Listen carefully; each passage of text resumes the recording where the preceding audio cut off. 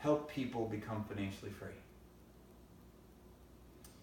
So yes, I'm now working as a prosperity coach, and I help people become financially free. Well, how do I do that? I have 3 different modules, as I explained in chapter 16. The first module is all about educating people on investments, be it stocks or bonds, real estate. As a chartered financial analyst, I can teach people about currencies or commodities as well. I give them the basics, and if they want to go into really a lot more detail on any of those asset classes, I can teach them the truth. I actually have a white paper on my website that's free about stock options. If you want to download it, it's under the investment section of my website under programs.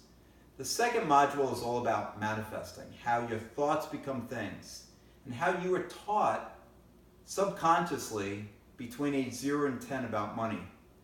And most people have a poverty consciousness. They were taught, money doesn't grow on trees, we can't afford that, that's too expensive. You can't be rich and spiritual. The rich get richer, the poor get poorer.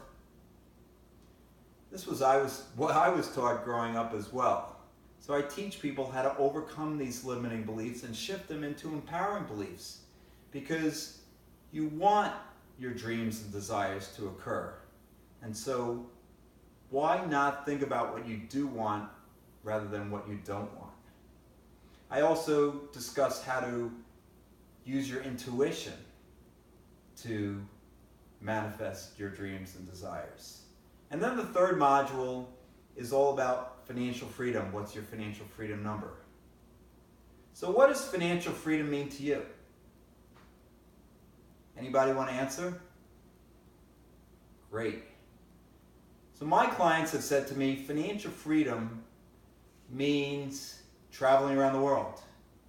It means being a philanthropist and giving to their favorite charities.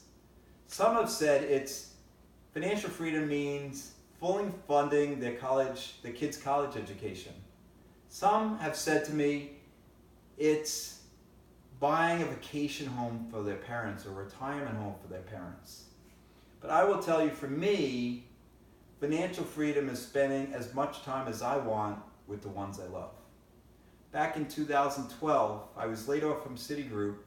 Because I was financially free, I was able to go to my kids' extracurricular activities. I was even able to see Morgan, my youngest daughter at the time, she was 6, present to her first grade class. I saw Lauren and Morgan's plays that I got to go see them go swimming or play tennis, act and sing in their different classes. I wouldn't have been able to do that if I had a job in Manhattan that I was working full time. So what does financial freedom mean to you? Write it down. And what's your financial freedom number? Does anybody know? Does anybody know it? It's different for everybody. I explain in the book what a financial freedom number is. It means that you have enough money in passive income investments that cover your expenses so you don't have to work. So let me give you an example. Suppose your monthly expenses are $5,000. That would mean your annual expenses are $60,000. You would need just $1 million in passive income investments to be financially free, assuming they generate 6% a year, year in and year out, and your expenses don't change. So what are passive income investments? This is a question I get from my clients all the time. Passive income investments can be stocks, they could be bonds, they could be rental real estate income, it could be an Amazon fulfillment company, it could be some online business. Whatever resonates with you that can generate income where you're not working 30, 40, 50 hours a week. So those are passive income investments. But let me talk to you a little bit about my book. And first of all, I wanted to tell you a little bit about a main theme called Doubt to Doubt. So I was working as an actuary in 1992, and there was a Bloomberg machine in my area where I got to go on for work, but I realized I could analyze stocks on the Bloomberg machine. So I did. In the evenings and weekends, I got to do my own personal work, my hobby. And then I said to myself one day, wouldn't it be great to align my hobby and my career and have achieved my dream of becoming an investor? But I talked to other actuaries, I talked to family and friends, and they were like, Joel, you have the best job in the world. In fact, the actuary was on the cover of Forbes magazine in 1992 as the best job in the world. So I wanted to switch from the best job in the world. And everybody was giving me doubt. Joel, don't do this. It doesn't make any sense. You're already making over $100,000. You're 27 years old. Why would you do this? So I doubted the doubt. Why is the doubt right? And in fact, I had doubt myself. So I tell people, doubt the doubt. Have faith in your dreams and desires. I actually ended up connecting with an actuary who was on Wall Street who said, Joel, if you really want to become an investor, the first step is to go to get credit analysis experience. Because if you know credit, then you're really going to be a great stock investor. And so I did. And that was the first step on my journey to becoming a hedge fund manager. So doubt the doubt. Why is the doubt right? I tell my kids, worry is negative future planning. Worry is negative future planning. So think about what you do want rather than what you don't want. And doubt the doubt. Now, chapter 4 talks about acting as if. Act as if. What does that mean? Well, act as if what you want to happen has already happened. And I give the example in my book of how I did that. It was December 2012. I had moved in to prime real estate space on 54th and Madison. Felt like I arrived. I could look out and see one of the most expensive streets in the world, Madison Avenue. I had hired an accountant, an actuary, my prime broker, a fund administrator. I was all set to go.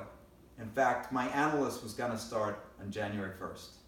I had even started negotiating with a database company that could provide me with all the information I needed to analyze my different stocks for just $2,000 a month. All set to go. I had 2 investors that had given me oral agreements. And I moved into my office space, and within days they both had backed out. And I had no pipeline. I was sure they were investing. So now I could have given up. But what did I do? I acted as if we already had the money. Now, how did I do that? Well, I hired that analyst, and we had morning calls every morning talking about our investments. We even visited with the companies we were invested in. We went to conferences and spoke to senior management. And I set up a spreadsheet where I calculated our daily performance of our portfolio, calculated how much money we made or lost every single day. Now, on January 25th, I had a great meeting with a prospective investor, and less than 2 months later, we had a signed written agreement from that investor. And I truly believe that acting as if got me that money. Act as if it's impossible to fail. Let me tell you about gratitude and happiness. This is chapter 8 in my book, another key theme. And I realized that I had conditional happiness. And I wasn't being grateful for the fact that I was doing my dream job in 2014. So what is unconditional happiness and what is conditional happiness? Well, I realized I was conditionally happy. If I made money in my fund, I was happy. And if I lost money, I was sad. Now think about that. The best investors in the world make money 60% of the time. I'm not the best. So say I made money half the time. Half the time I would lose money and half the time I would be unhappy. What a crazy way to live your life. And so I realized that I could do things to make myself happy unconditionally. What did I do? So these are some of the things I do. They may resonate with you, they may not, but some of the things I did was I listened to inspiring music, some uplifting, powerful music. I started doing some more exercise, jogging outside. Getting some sun is really important, even just walking in the sun. What other things can you do? Some people recommend jumping on a trampoline. Doing things that you can do that instantly can change your vibration to a higher level is really important. So doing things that you enjoy doing. I spent more time with my daughters, Lauren and Morgan. That made me happy. I actually started watching in my office. In most offices, as you guys know, hedge fund offices, they have CNBC running in the background. All the news and the commentators talking about the stocks going up and down. I switched that station to channel 13 in New York, and I started watching cartoons like Curious George in the morning. Got me to laugh, got me to change my mood. And let's talk about gratitude. I wasn't grateful for doing my dream job. And I realized that in 2014 when I was losing money. I wasn't grateful. So I had started in 2012 a gratitude journal, writing down 5 things I was grateful for in the morning and 5 things I was grateful for at night, and then I had stopped. Well, I started it up again. So what can you write down that you're grateful for? It doesn't have to be big, amazing, crazy, wild things. It can be something simple, like I'm grateful it's sunny out today, or I'm grateful it snowed today. You could be grateful for being healthy. I say that a lot in my gratitude journal. I am grateful for being healthy. I also write down I'm grateful for Lauren and Morgan. So there are millions of things you could write down. You're grateful for material things, non-material things, whatever it is. Usually what I do at the end of the day is I think about my day and think about successes or things that happened that went well, and I write those down. But in the morning, it's usually I'm grateful for Lauren and Morgan, I'm grateful for my health, I'm grateful for my faith, I'm grateful for my intuition, and I'm grateful for some friends that I have. Doesn't have to be big crazy things, but being grateful really does shift your feelings. And let me conclude with talking about giving. Because giving may be the most important way to become financially free. Giving creates karma. Sir John Templeton, who some say may be the best investor of all time, he sold his Templeton mutual funds to Franklin funds for almost $1 billion. Said that he hadn't met anybody who hadn't given at least 10% of his earnings to charities over a 10-year period who didn't have massively more wealth at the end of the 10 years than at the beginning. Now I know what some of you may be thinking. You're telling me to give my money away? Then I'm going to have less money, not more. How does that work? Well, let me explain. Money is energy. And the more money you put out into the world, the more it comes back to you. By giving as little as 10% of your earnings to charities, you create this feeling of abundance and that you have plenty to spare and share. Now, giving doesn't have to be just about money. You could give your time to somebody in need. You could give a smile to a stranger. You could give a compliment to a stranger. You could even give an additional contribution to your Rotary Club. Now, I started a giving program to the Food Bank of New York City, automatic deduction out of my checking account each month, and doing 5 nice things a day. And I realized that once that happened, the amount of abundance that came into my life was unparalleled.